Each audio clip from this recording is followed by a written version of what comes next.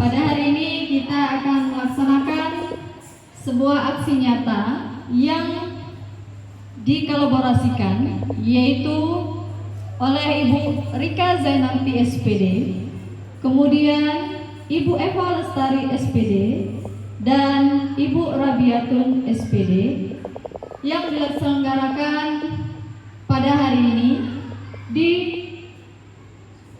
sekolah SMP Negeri 3 Satu Atap Gebang. Selanjutnya kita masuk acara yang pertama, yaitu kata sambutan yang mewakili dari kepala sekolah. Kepada Ibu kami persilakan secara hormat.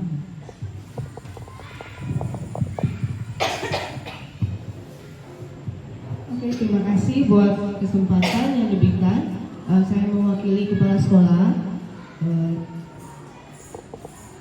akan menyampaikan sepatah dua kata ya.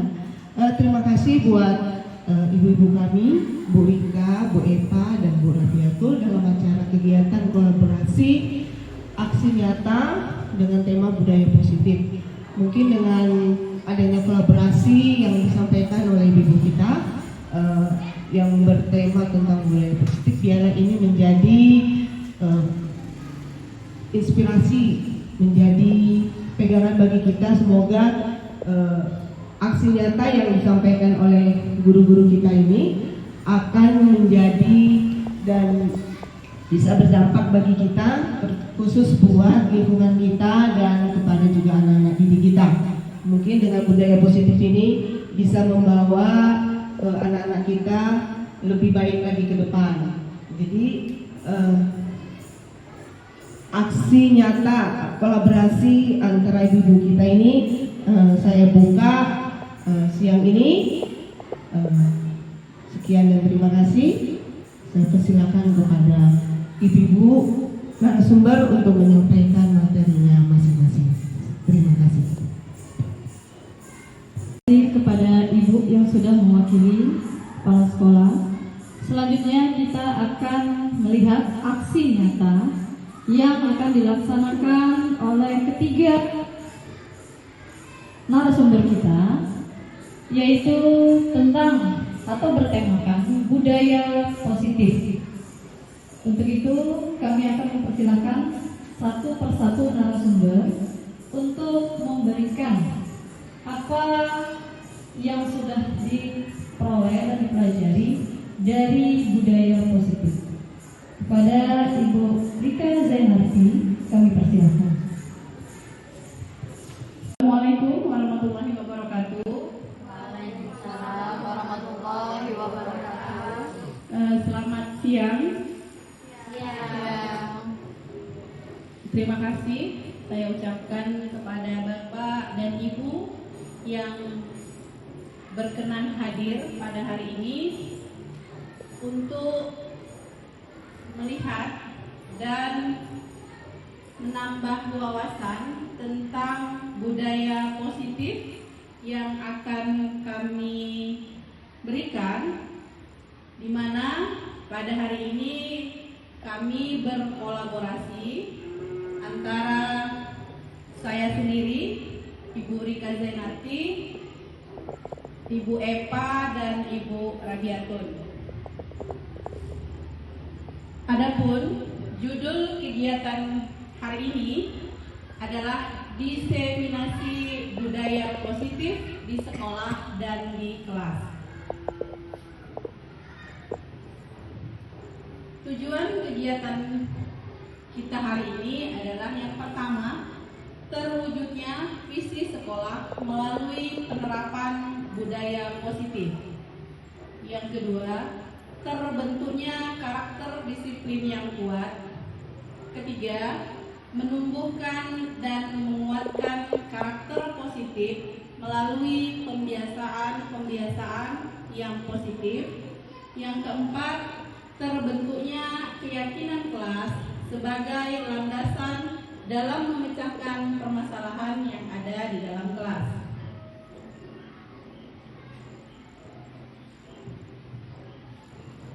Salah satu tanggung jawab seorang guru adalah bagaimana menciptakan suatu lingkungan positif yang terdiri atas keluarga sekolah yang saling mendukung, saling belajar, saling bekerja sama sehingga terciptanya kebiasaan-kebiasaan baik. Kebiasaan-kebiasaan baik akan tumbuh menjadi karakter baik warga sekolah melalui budaya positif. Assalamualaikum warahmatullahi wabarakatuh. Waalaikumsalam warahmatullahi wabarakatuh. Selamat siang. Ya. Terima kasih saya ucapkan kepada Bapak dan Ibu yang berkenan hadir pada hari ini untuk melihat dan menambah wawasan tentang budaya positif yang akan kami berikan, di mana pada hari ini kami berkolaborasi antara saya sendiri, Ibu Rika Zainati, Ibu Epa, dan Ibu Rabiatun. Adapun judul kegiatan hari ini adalah diseminasi budaya positif di sekolah dan di kelas. Tujuan kegiatan kita hari ini adalah yang pertama, terwujudnya visi sekolah melalui penerapan budaya positif. Yang kedua, terbentuknya karakter disiplin yang kuat. Ketiga, menumbuhkan dan menguatkan karakter positif melalui pembiasaan-pembiasaan yang positif. Yang keempat, terbentuknya keyakinan kelas sebagai landasan dalam memecahkan permasalahan yang ada di dalam kelas.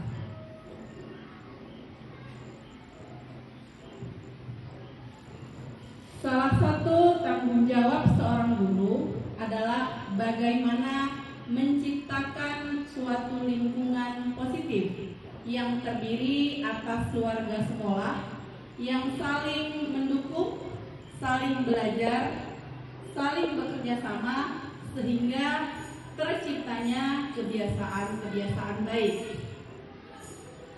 Kebiasaan-kebiasaan baik akan tumbuh menjadi karakter baik warga sekolah melalui budaya positif.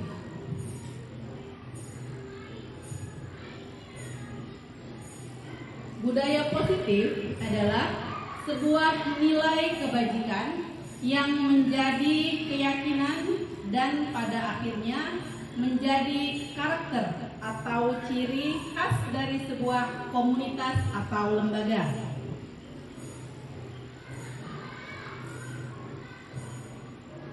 Budaya positif di sekolah sangatlah penting untuk mengembangkan peserta didik yang memiliki karakter kuat dan berakhlak sesuai dengan profil pelajar Pancasila.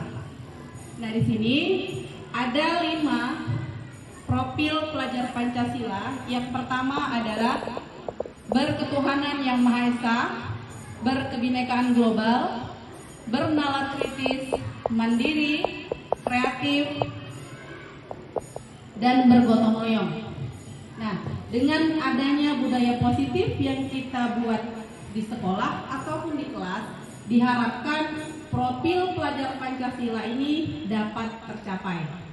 Nah, syarat budaya positif itu yang pertama adalah lingkungan yang harus disediakan di sekolah itu adalah lingkungan yang positif, aman, nyaman, agar peserta didik mampu berpikir, bertindak, dan mencipta secara merdeka, mandiri, dan bertanggung jawab. Karena kalau lingkungannya itu tidak positif, maka tidak aman ataupun tidak nyaman, yakinlah Bapak Ibu, Siapapun yang di dalamnya pasti akan merasa tidak akan nyaman dan tidak akan enak. Apapun yang kita lakukan. Maka yang pertama kali kita lakukan adalah menciptakan lingkungan positif.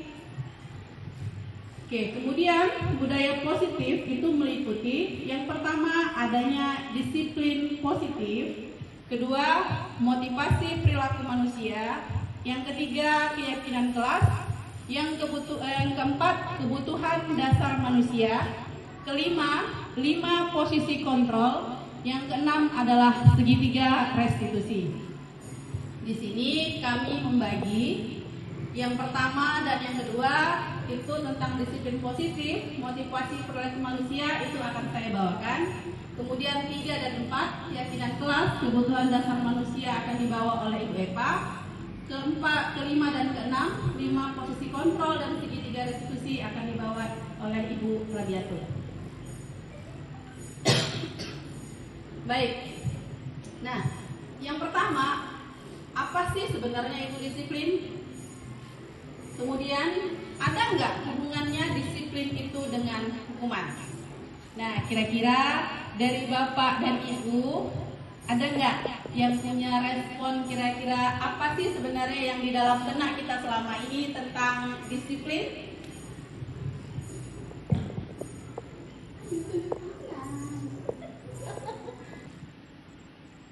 Assalamualaikum warahmatullahi wabarakatuh. Ya, kembali lagi dengan saya Bu Eva. Saya akan menjelaskan tentang keyakinan kelas. Ya, keyakinan kelas. Nah, selama ini saya yakin sekali Bapak Ibu sudah membuat kalau dulu namanya apa Bapak Ibu namanya? Peraturan kelas. Iya, benar sekali. Ada yang buat peraturan kelas. Apalagi selain peraturan kelas?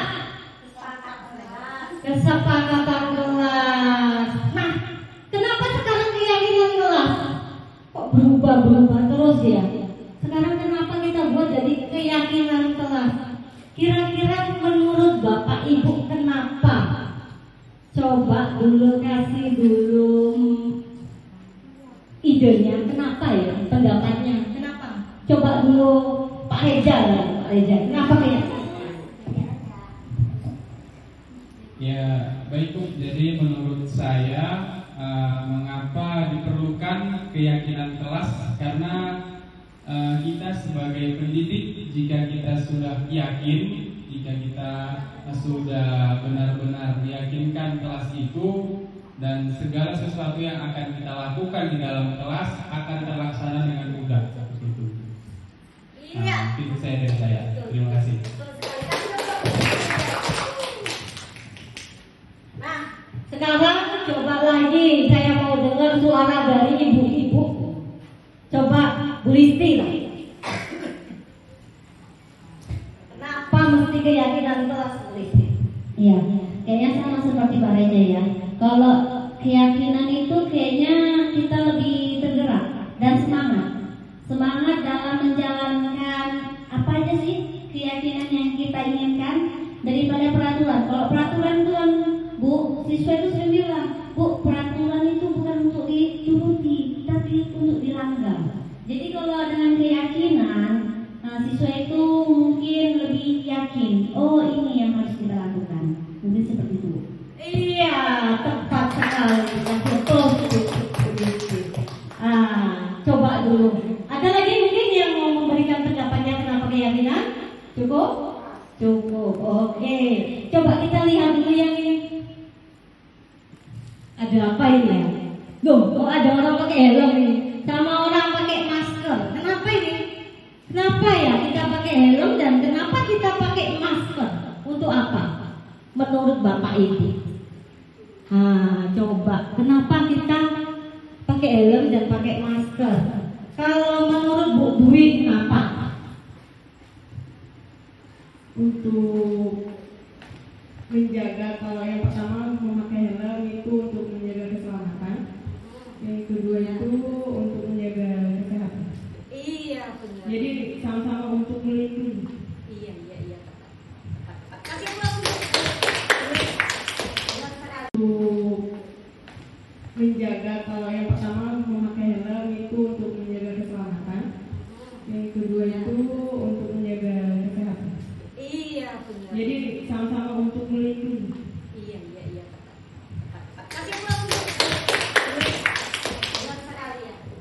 Benar. Nah, ini kalau saya tanya ya sama Bapak Ibu, ini sebenarnya keyakinan apa peraturan? Iya benar, peraturan ya Bu ya. Jadi kenapa dilaksanakan kalau peraturan? Karena menurut saya pada gambar pertama di situ helm identik dengan peraturan membawa motor. Jadi gambar pertama itu masuk pada peraturan. Dan yang kedua itu karena baru-baru ini kita ada wabah COVID yang mengharuskan kita dan mewajibkan kita memakai masker, maka kita mengikuti peraturan tersebut. Iya, benar sekali. Kalau menurut Bu Pina, ada nggak hubungan antara peraturan sama keyakinan? Pas pakai helm sama masker. Terima kasih Bu Eva. Menurut saya keyakinan dan peraturan itu sebenarnya memang ada. Dari awalnya mungkin kita menganggap itu aturan yang harus dipatuhi. Tapi dengan terlalu sering kita menggunakannya, menaatinya, lama-lama kita menjadi yakin bahwa dengan memakai helm itu ada keselamatan untuk melindungi kepala ketika kita berada di jalan sedang mengendarai kendaraan.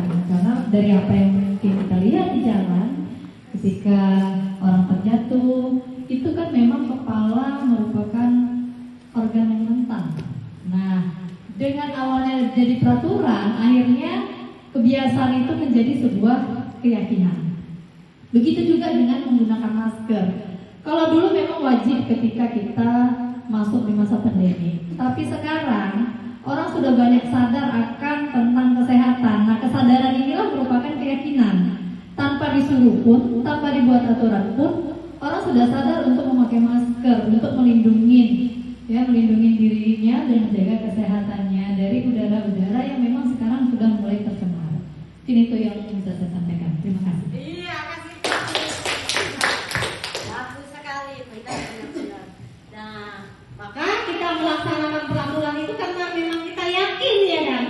Makanya dirubahlah jadi keyakinan kelas yang peraturan kelas tadi, ya kan? Kalau kita berkata juga Pak Reja tadi, hal yang kita yakini akan lebih mudah kita laksanakan. Iya, betul sekali. Nah, gitu juga dengan siswa kita. Ini dia.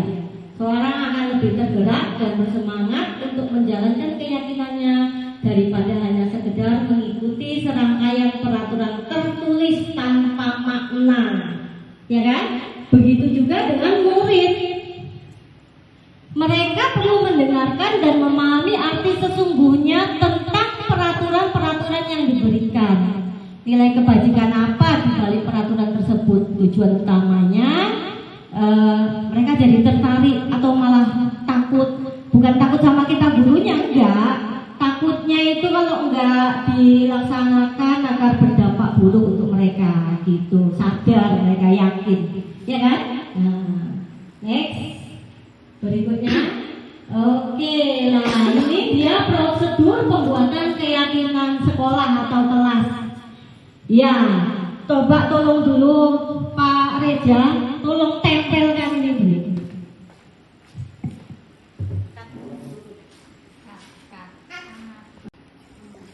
Nah, ini prosedur pembentukan keyakinan sekolah atau kelas.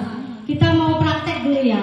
Kita mau buat keyakinan untuk sekolah kita atau boleh untuk kantor kita ini. Nah, pakai tahap-tahapnya ini.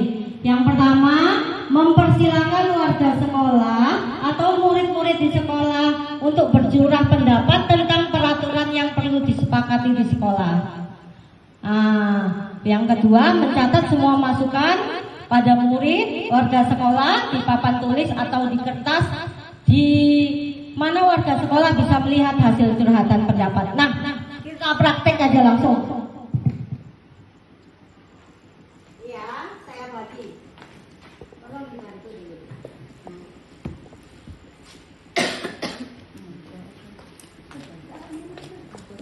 Silakan.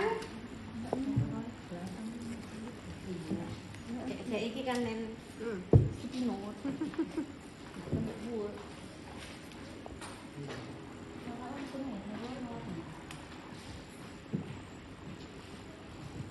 Nah, silakan Bapak Ibu buat kira-kira keyakinan apa yang ada di dalam diri Bapak Ibu yang bisa membuat sekolah kita ini lebih baik lagi. Nah, coba apa? Ditulis, nanti setelah ditulis langsung boleh ditempel.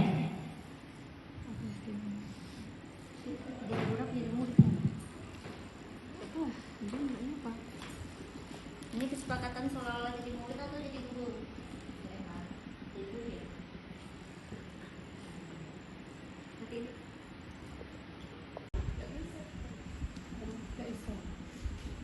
Oke, Bapak Ibu, silakan. Kalau sudah siap boleh ditempel di depan. Nanti biar kita periksa. Untuk ke tahap ketiga, apakah sudah sesuai prosedur keyakinan kelas atau belum? Kalau prosedur keyakinan kelas itu bagaimana? Iya, silakan ditempel. Oke. Ayo.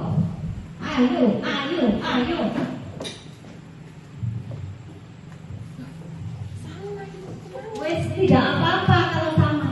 Berarti sehati. Tidak apa-apa, nanti dikelompokkan. Oke, silakan. Pak Reja ditempel dulu.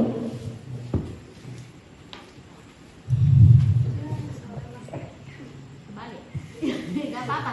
Nekat aja ke bawah nanti baca juga. Iya, nanti bisa dibaca.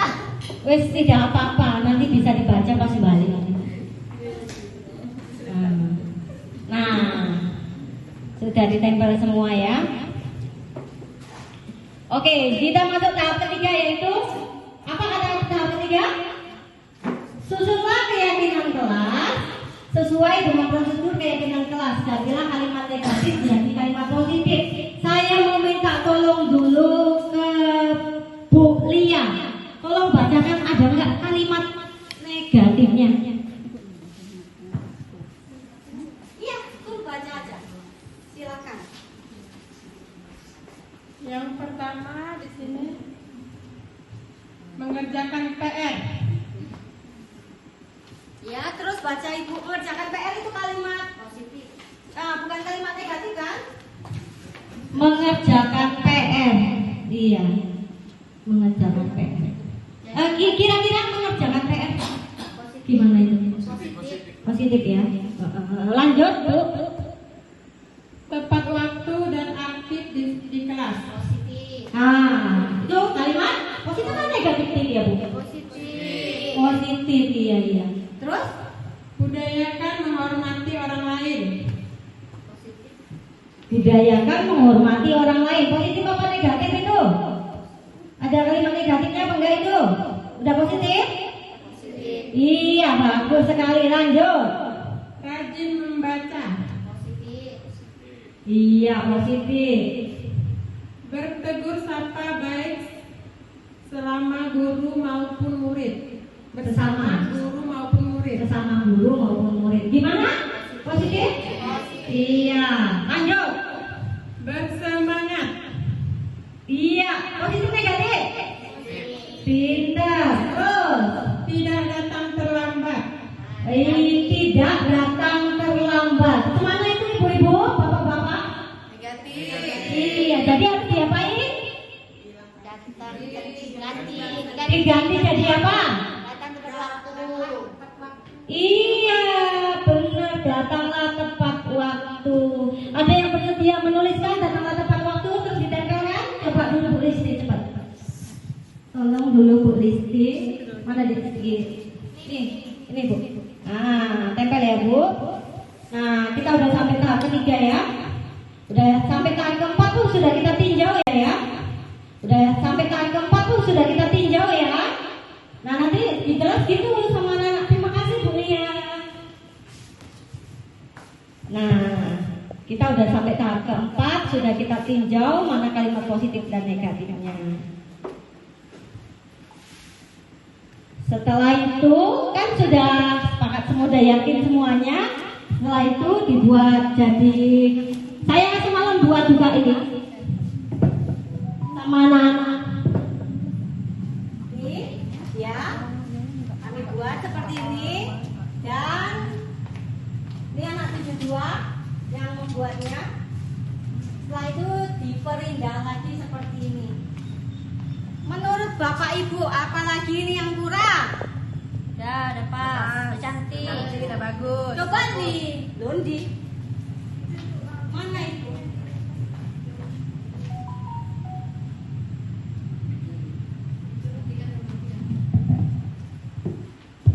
Oke, coba Ibu lihat ini ya. Terus Ibu lihat itu prosedurnya. Apa lagi yang kurang? Udah cocok, udah pas. Nggak ada yang Menurut Bapak Ibu apa yang kurang? Menurut Bu Listi udah pas. Yo. Coba ya, Bu Listi udah pas nih.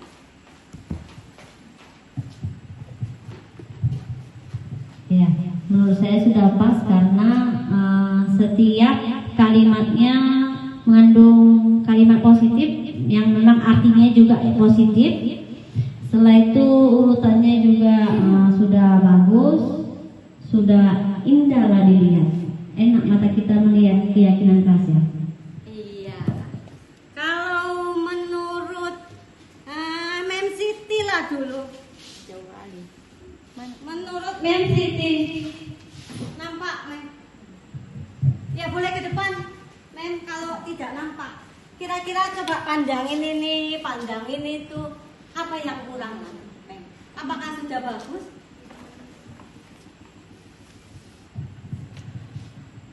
Menurut saya dari prosedur poin-poin yang udah 1, 2, 3, 4, 5, ada 5 poin yang udah dipaparkan di depan, yang masih kurang berdasarkan dengan model yang Ibu sampaikan di depan.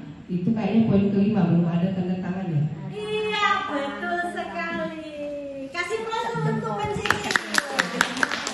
Ini memang sengaja belum ditandatangani. Ya, belum ditandatangani. Nanti ditandatangani ya. Setelah siap seperti ini nanti ditandatangani sama siswanya, oke? Oke. Nah, baik. Saya rasa cukup jelas dan mudah-mudahan kedepannya sudah bisa mulai dibuat bersama anak-anak. Bisa Bu? Pak? Bisa. Alhamdulillah. Saya kemarin juga ini membuat. Nah ini dia, tonton sebentar. Nah ini kan, saya membuat keyakinan kelas di sekolah ya, di kelas 9. Oke, next. Nah, kita sekarang masuk ke kebutuhan dasar manusia dan dunia berkualitas. Ada 5 kebutuhan dasar manusia. Yang pertama, kebutuhan bertahan hidup. 2, kebutuhan cinta dan kasih sayang. Kebutuhan bertahan hidup, kira-kira apa aja itu ya Bu? Pak, termasuk apa aja? Coba Bu Rika. Kebutuhan bertahan hidup itu termasuk apa aja Bu? Makan, minum, untuk bertahan hidup. Iya. Keturunan atau apa itu termasuk bertahan hidup enggak? Memperbanyak keturunan, ya. Oh iya, ya. Melestarikan keturunan. Termasuk kebutuhan gitu ya. Iya. Ini kebutuhan penguasaan, yang ketiga, yang keempat kebutuhan kebebasan, yang kelima kebutuhan akan kesenangan. Nah, siswa-siswa kita juga punya kebutuhan ini. Oke, next. Berikutnya ini pertanyaan pemantiknya. Coba dulu, Ibu dulu. Baca dulu pertanyaan pemantiknya. Ibu Ambar. Ibu Ambar, guru wali kelas 2A di SD Pelita Hati, sedang bingung menghadapi ulas salah satu murid di kelasnya, Doni. Beberapa anak di kelas 2A telah datang padanya dan mengeluhkan Doni yang seringkali meminta bekal. Makan siang mereka dengan seringkali meminta bekal makan siang mereka dengan paksa. Jika Anda menghadapi situasi seperti Ibu Ambar, apa yang akan Anda lakukan? Menurut Anda, kira-kira apa alasan Doni melakukan hal itu? Nah, coba pikirkan Bapak Ibu. Kira-kira alasan Doni melakukan hal itu kalau dilihat dari 5 kebutuhan dasar tadi. Kebutuhan itu yang mana? Kebutuhan yang Oh ya, kita balikkan lagi ya. Nah, masuk mana dia? Doni tadi. Kelima bisa, kesenangan, kebutuhan akan kesenangan bisa. Yang pertama juga Yang bisa. pertama Bisa bisa. pertama juga bisa. Iya, untuk bertahan hidup ya, karena dia lapar mungkin. Lapar, biar kawannya bawa bekal. Kesenangan juga bisa iseng. Iseng ya, bisa juga, bisa. Nomor 3 juga bisa. Sok berpuasa ya. Bos. Ya, sok jadi bos ya. Ya. Tapi kalau kebebasan mungkin nggak? Kebebasan enggak lah. Iya, nggak mungkin ya, nggak ya. Oke, itu tadi jawaban Bapak Ibu ya. Next. Nah, ini ada kebutuhan Anda terkait dengan kebutuhan dasar. Jadi terima atau disayang terpenuhi dengan saya mau dulu Bu Radiatul. Coba. Isi titik-titik ini coba Bu. Ibu. Ya, kebutuhan Anda terkait dengan kebutuhan dasar diterima, disayang, terpenuhi dengan adanya perhatian dari gurunya, seperti kok siswa terarahkan ke siswa dengan adanya perhatian dari gurunya. Ini ya. Kalau untuk Ibu, kalau buat Ibu terpenuhi, kalau itu gimana? Kalau rasa diterima dan disayang itu terpenuhi kalau untuk khusus. Next, kalau Men City. Kalau Men City kebutuhan Men terkait dengan kebutuhan dasar penguasaan itu terpenuhi dengan seperti apa nih?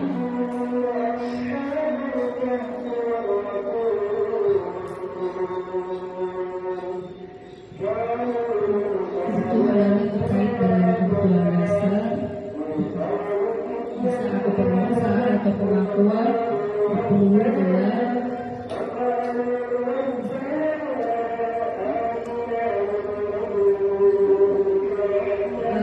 adanya dari orang tua, keluarga, terus dari masyarakat, dari sekolah. Saya Iya, terima kasih banyak. Oke, yang berikutnya, yang ketiga. Yang ketiga saya mau Bu Pina lah. Bu Pina, kalau yang berikutnya kebutuhan apa itu ya? Senang.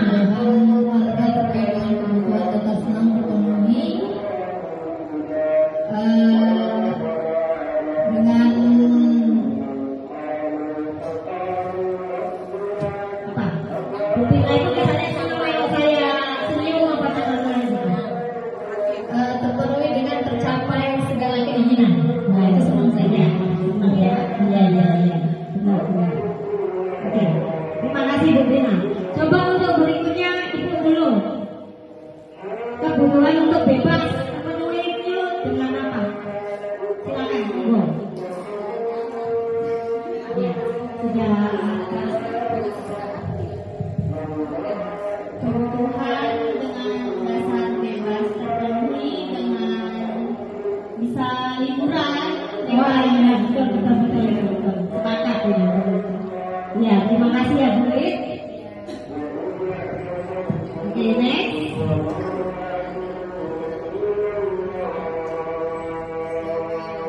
Nah, ini ada pertanyaan ini. Coba apa? Ya, Ibu lagi yang pegang. Coba bacakan dulu Bu. Bimo, seorang anak TKB, selalu berlari keluar kelas menuju jalan raya di depan sekolahnya yang ramai dengan kendaraan. Tingkahnya membuat guru Bu Ani bingung dan seringkali lari mengejarnya. Ada beberapa kemungkinan jawaban yang diberikan Bimo. Identifikasi kebutuhan yang ingin dipenuhi oleh Bimo jika direspon Bimo seperti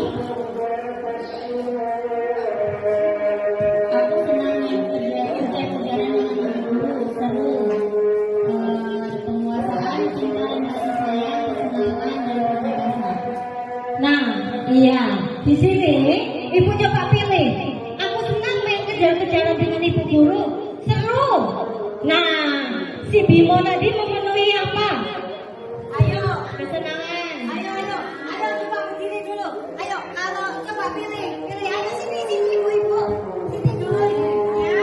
Sini, nanti pilih yang mana jawabannya. Nah, ya silakan ibu-ibu maju semua. Ya, Ibu Rika, Ibu Lia, tolong maju. Kira-kira si Bimo sudah memenuhi yang mana? Memenuhi yang mana? Yang mana? Tuh, orang itu. Nah, aku senang main kejar-kejaran dengan ibu guru, seru. Katanya kan? Kira-kira si Bimo itu sedang memenuhi yang mana? Kesenangan, yang ini? Jadi kok pegangnya semua? Kebebasan. Oh, kalau ibu? Penguasaan. Kalau ibu? Cinta dan... Yuk kita lihat jawabannya. Teng teng teng. Lundi.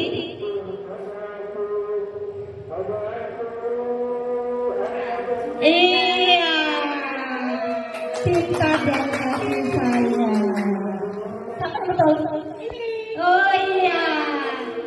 Jangan duduk dulu. Belum. Cinta dan... Yuk kita lihat jawabannya. Teng teng teng. Lundi.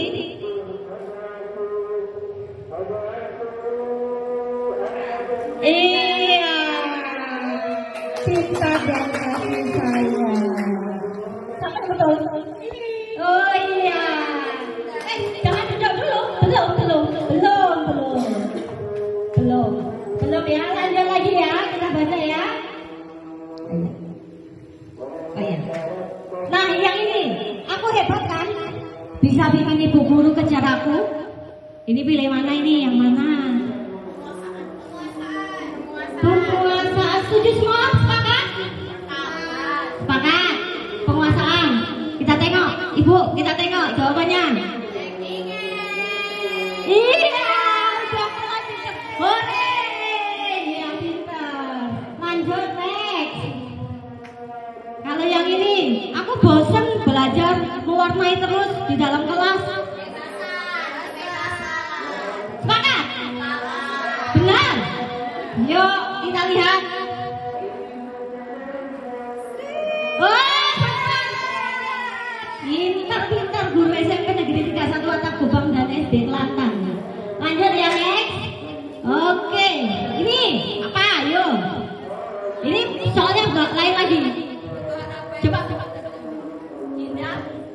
Dinda, seorang anak kelas 3 SD, begitu tiba di rumah pulang dari sekolah, menangis dan mengadu pada ibunya bahwa dia benci pada ibu Lani gurunya. Menurut Anda, kebutuhan apa yang berusaha dipenuhi oleh Dinda jika jawabannya seperti ini?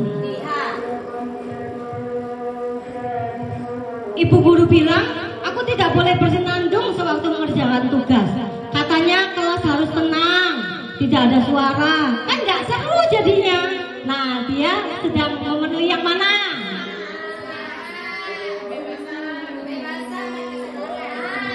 Yang mana? Satu aja, kok banyak-banyak? Iya, bebas, senang, kok kabeh? Yang mana? Ayo, yang mana? Yang mana? Yuk kita lihat ya. Tadeng. Hore. Pintar. Lanjut belum? Lagi ya. Nih. Ibu guru tidak menyataku hari ini. Padahal aku pakai penjepit rambut baru loh. Nah. Coba lihat.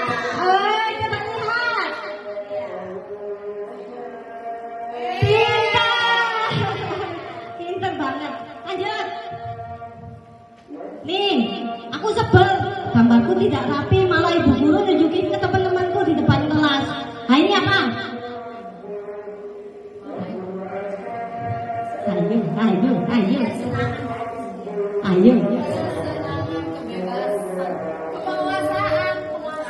Ayo. Ayo.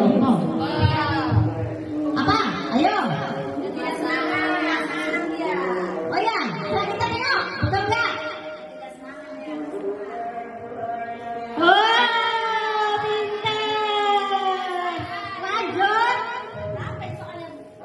banyak ini. Aku bosan. Masa belajarnya cuma gitu-gitu aja. Dengerin ibu guru aja. Nah ini apa?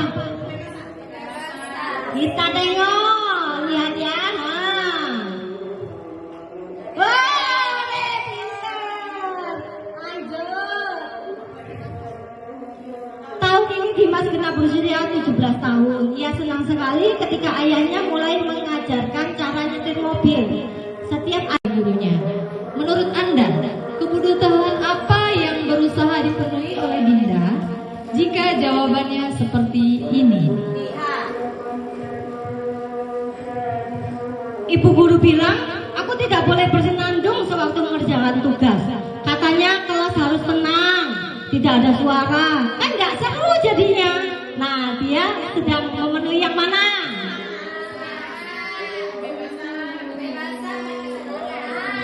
Yang mana? Satu aja kok banyak. Iya, bebas, senang kok kabeh. Yang mana? Ayo, yang mana? Yang mana? Yuk kita lihat ya. Tadeng. Hore. Pintar. Lanjut belum? Lagi ya. Nih. Ibu guru tidak menyapaku hari ini. Padahal aku pakai penjepit rambut baru loh. Nah. Coba lihat.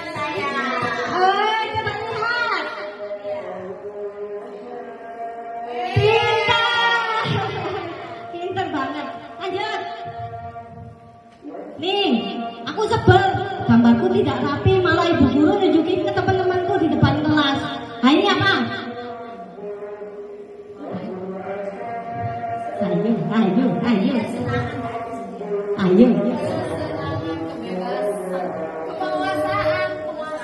Ayo. Apa? Ayo. Oh ya, coba kita tengok, betul nggak? Oh, pintar. Lanjut. Oh, banyak ini. Aku bosan. Masa belajarnya cuma gitu-gitu aja. Dengerin ibu guru aja. Nah, ini apa? Kita tengok, lihat ya. Wah, pintar. Lanjut. Tahun ini Dimas genap berusia 17 tahun. Ia senang sekali ketika ayahnya mulai mengajarkan cara nyetir mobil. Setiap akhir pekan ia berlatih menyetir. Ia terlihat senang sekali berlatih sampai akhirnya ia bisa menyetir mobil dengan baik dan lancar. Ketika ibunya bertanya pada Dimas apa yang membuat dia ingin bisa menyetir mobil, ketika jawaban Dimas adalah seperti ini, kebutuhan apa yang ingin dia penuhi? Lihat, kalau Dimas jawabnya gini, menyetir mobil itu seru. Ayo apa? Yakin? Iya, kita tengok. Pintar. Lanjut. Biar bisa jalan-jalan naik mobil sama teman-temanku. Berarti yang mana?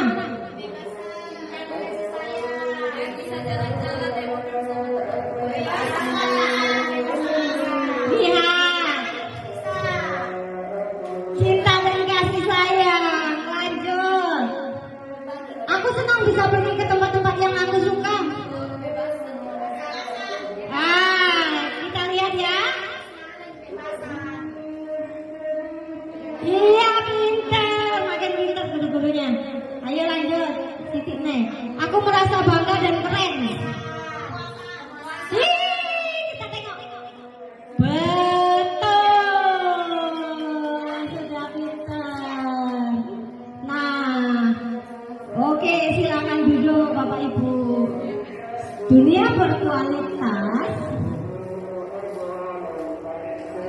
berkualitas Anda adalah tempat khusus dalam pikiran Anda. Tempat Anda menyimpan gambaran representasi dari semua yang Anda inginkan. Bisa berisi orang-orang, hal-hal dan apa saja yang terbaik dalam hidup Anda dan membuat Anda merasa bahagia dan terpenuhi kebutuhan dasar Anda. Itu dunia yang berkualitas.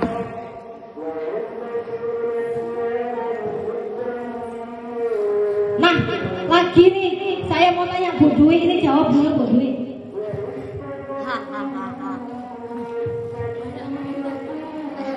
Siapa orang-orang yang paling penting dalam hidup Anda? Yang paling penting yaitu keluarga satu. Yang kedua, nilai-nilai kebajikan apa yang terpenting dalam hidup Anda? Nilai-nilai yang ada di dalam masyarakat yang mana bisa kita jalani. Yang selanjutnya yaitu kalau Anda menjadi orang yang ideal, karakter atau sifat apa yang Anda paling inginkan pada diri Anda, yaitu sifat menghargai orang lain. Yang selanjutnya, apa pencapaian Anda yang Anda sangat banggakan, yaitu dapat menjadi seorang pendidik. Yang selanjutnya yaitu apa pekerjaan ideal bagi Anda, yaitu guru. Yang selanjutnya, ceritakan bagaimana perjalanan hidup Anda di mana Anda merasa itulah titik puncak hidup Anda, yaitu dapat menjalankan capaian untuk menggapai sebuah pekerjaan yang diinginkan atau cita-cita yang diinginkan dari dulu, yaitu menjadi seorang guru. Yang selanjutnya, yang terakhir, apa yang paling bermakna dalam hidup Anda, yaitu memiliki pengalaman yang tidak dapat dilupakan sekaligus dapat menjadi pelajaran dalam hidup dan dapat diberikan oleh orang-orang di sekitar.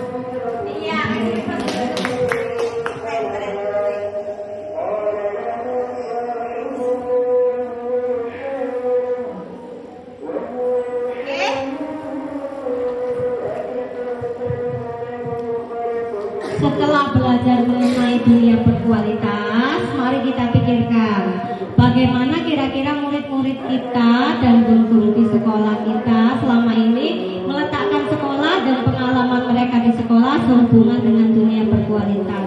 Apakah di dalamnya atau di luar dunia berkualitas? Coba dulu Bu Pina, kira-kira yang mana ini yang terakhir ini?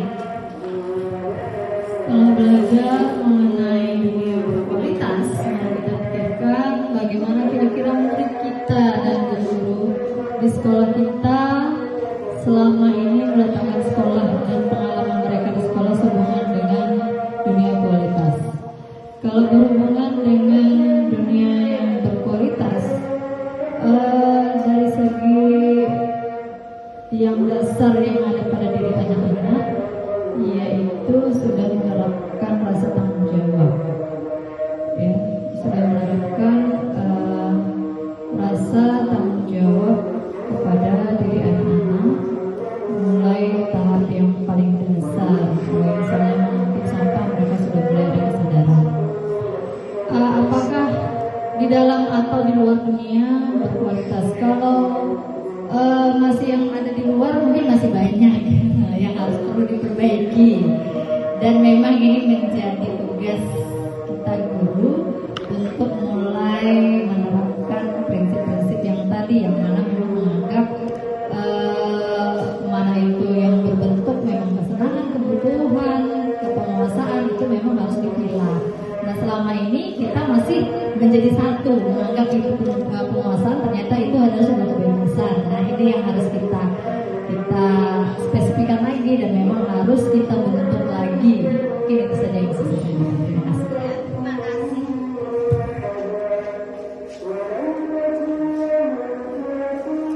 Nah, terima kasih. Hanya ini yang dapat saya sampaikan, dan saya mau pantun dulu sebentar. Upacara bendera dilaksanakan secara santun. Acara selanjutnya saya serahkan ke Bu Radiatur. Assalamualaikum warahmatullahi wabarakatuh.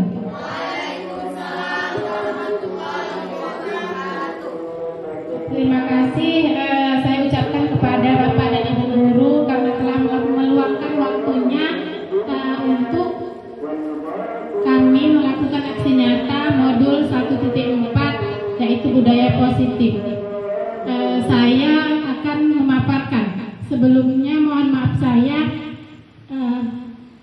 bukan berarti saya mengajari ikan berenang. Saya hanya menyampaikan apa yang saya dapat, apa yang saya pelajari dari pendidikan guru penggerak ini. Yang kelima yaitu budaya positif di kelas, yaitu 5 posisi kontrol. Menurut Dian dosen, terdapat 5 posisi kontrol yang dapat diterapkan seorang guru. Ke-5 posisi kontrol tersebut adalah sebagai berikut. Yang pertama, penghukum. Yang kedua, pembuat rasa bersalah. Yang ketiga, teman. Yang keempat, pemantau. Dan yang kelima, manajer. Penghukum bisa menggunakan hukuman fisik maupun verbal. Yang kedua, pembuat merasa bersalah. Guru akan bersuara lebih lembut. Saya sedikit bercerita tentang penghukum.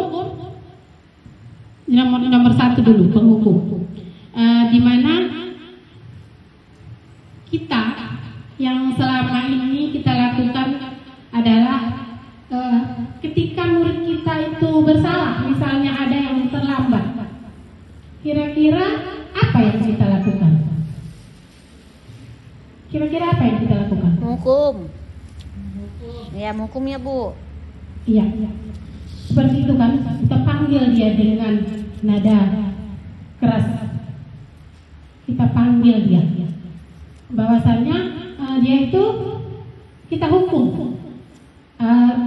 Kita suruhlah tanpa kita tanya dulu apa sebab dia terlambat, tanpa kita ketahui apa aktivitas dia di pagi hari tadi sehingga membuat dia terlambat. Itu sebagai penghukum. Langsung kita suruh, karena kamu hari ini datang terlambat, kamu keliling lapangan 3 kali. Seperti itu. Yang kedua, pembuat merasa bersalah. Memang kitanya nadanya agak lembut, tapi kita bilang, masa sih kamu tega buat ibu kena tegur sama kepala sekolah? Masa sih kamu tega mengecewakan ibu? Ya, seperti itu kita membuat dia merasa bersalah, itu sudah membuat pemikirannya itu nggak nyaman, seperti itu. Oke. Untuk yang ketiga, sebagai teman, guru tidak akan menyakiti murid, namun akan tetapi berupaya mengontrol murid melalui persuasi. Yang keempat, sebagai pemantau. Pemantau ini mengawasi.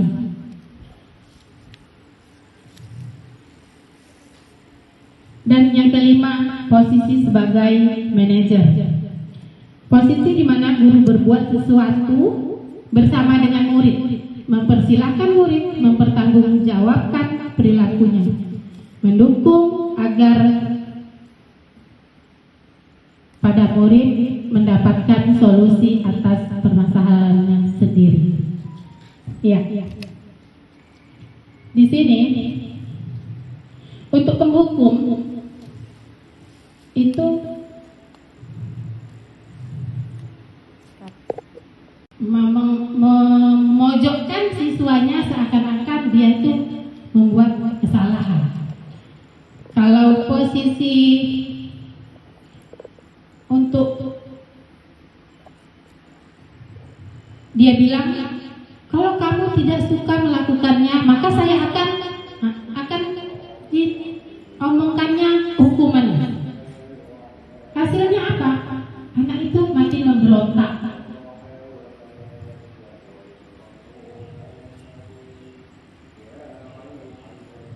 azan.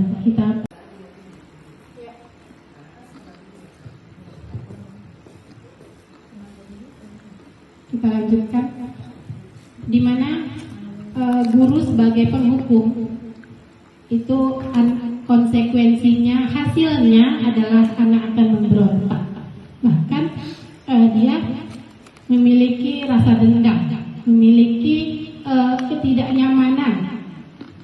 Mungkin dia marah, bisa saja dia duduk di bangkunya, dia akan mencoret-coret bukunya, rasa kesalnya. Bahkan ada yang lebih parah lagi, bisa saja waktu dia di parkiran karena dia gondok, dia marah sama gurunya, bisa saja itu kendaraan gurunya digoreskan atau dikempesin. Seperti itu hasilnya. Jadi kalau membuat rasa bersalah itu dia menunjukkan kekecewaan yang mendalam. Kamu sudah mengecewakan ibu, seperti itu kan? Jadi dia mempunyai beban mental gitu, sehingga membuat murid kita tadi tidak nyaman. Yang ketiga yaitu sebagai teman. Teman ini lakukan untuk bapak ya, lakukan untuk ibu ya, seperti itu. Kamu harus bisa lakukan untuk ibu. Dia seperti sahabat, seperti dengan teman dengan muridnya. Tetapi ini akan membuat murid itu lebih manja sama kita, lebih tidak mandiri, lebih tergantung sama kita. Waktu kita tidak masuk, dihadapkan dengan guru yang lain, bisa saja guru yang lain tadi kewalahan. Karena apa? Karena sudah terbiasa dia ini bergantung sama kita. Dia dianggapnya guru yang lain itu tidak masuk ke dia, seperti itulah. Yang ketiga, pemantau.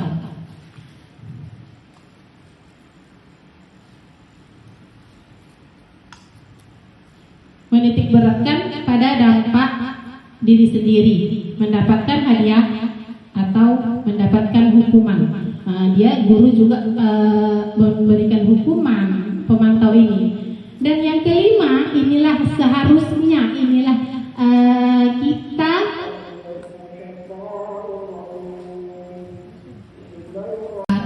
kita panggil dia. Apa sebab dia terlambat seperti itu? Sudah itu kita tanyakan sama dia, kira-kira kamu sudah melanggar keyakinan kelas kita? Tadi sudah kita membahas tentang keyakinan kelas.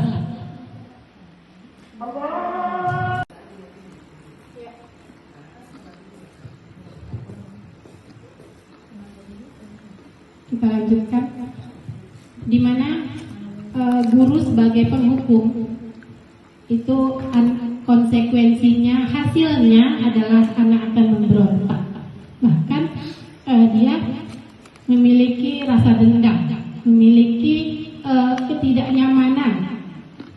Mungkin dia marah, bisa saja dia duduk di bangkunya, dia akan mencoret-coret bukunya, rasa kesalnya. Bahkan ada yang lebih parah lagi, bisa saja waktu dia di parkiran karena dia gondok, dia marah sama gurunya, bisa saja itu kendaraan gurunya digoreskan atau dikempesin.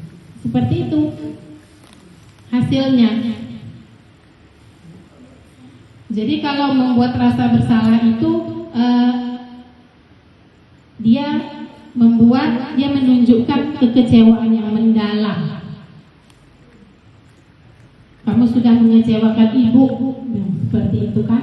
Jadi dia mempunyai beban mental gitu, sehingga membuat murid kita tadi tidak nyaman. Yang ketiga yaitu sebagai teman. Teman ini lakukan untuk bapak ya, lakukan untuk ibu ya, seperti itu. Kamu harus bisa lakukan untuk ibu. Dia seperti sahabat, seperti dengan teman dengan muridnya. Tetapi lebih manja sama kita, lebih tidak mandiri, lebih tergantung sama kita. Waktu kita tidak masuk, dihadapkan dengan guru yang lain, bisa saja guru yang lain tadi kewalahan. Karena apa? Karena sudah terbiasa dia ini bergantung sama kita. Dia dianggapnya guru yang lain itu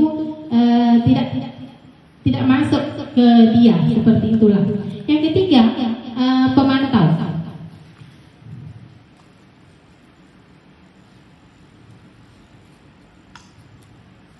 Menitik beratkan pada dampak diri sendiri, mendapatkan hadiah atau mendapatkan hukuman. Dia guru juga memberikan hukuman pemantau ini. Dan yang kelima, inilah seharusnya kita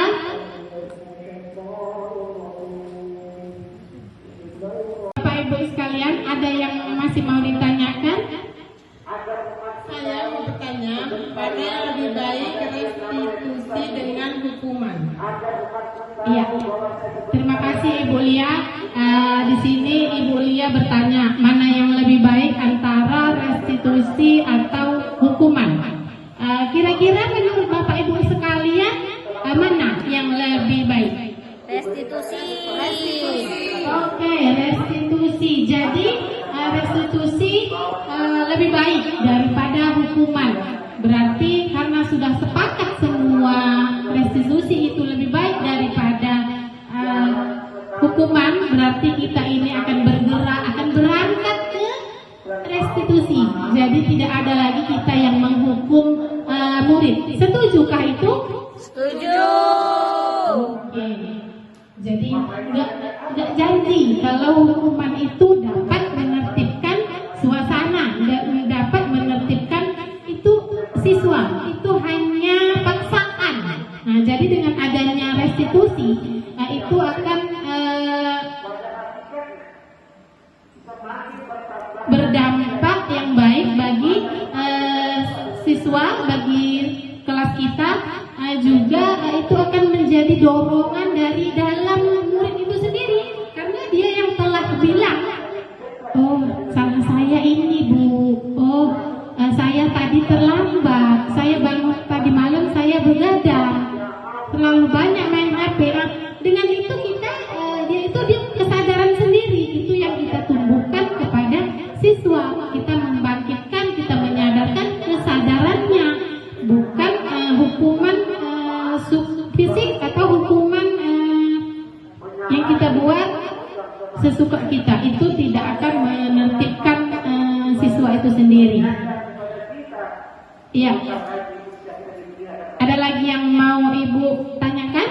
Ada lagi yang mau Ibu tambahkan? Sudah jelas Bu. Oke. Karena waktu kita sudah berlarut, waktu kita sudah siang, maka ini akan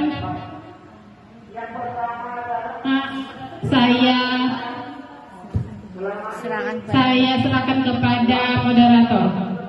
Terima kasih. Assalamualaikum warahmatullahi wabarakatuh. Waalaikumsalam warahmatullahi. Ya, terima kasih kepada ketiga narasumber kita, mulai dari Rika Zanati, kemudian Ibu Eva Lestari, dan Ibu Rabiatullah. Apa yang telah disampaikan tadi kepada kita tentang apa itu budaya positif yang harus kita bangun dalam sekolah, mudah-mudahan menjadi inspirasi bagi kita semua dan dapat kita kembangkan di sekolah kita masing-masing. Demikianlah acara kita pada hari ini, yaitu aksi nyata yang dilaksanakan secara kolaborasi oleh ketiga narasumber kita. Pada tiga narasumber saya mengucapkan terima kasih, dan kepada para Bapak Ibu peserta aksi nyata pada hari ini saya juga mengucapkan banyak-banyak terima kasih. Semoga apa yang kita peroleh dapat kita terapkan dan menjadikan ilmu yang bermanfaat. Saya akhiri dengan wassalamualaikum warahmatullahi wabarakatuh. Waalaikumsalam warahmatullahi wabarakatuh. Selamat siang, kita beri plus buat kita semua. Terima kasih.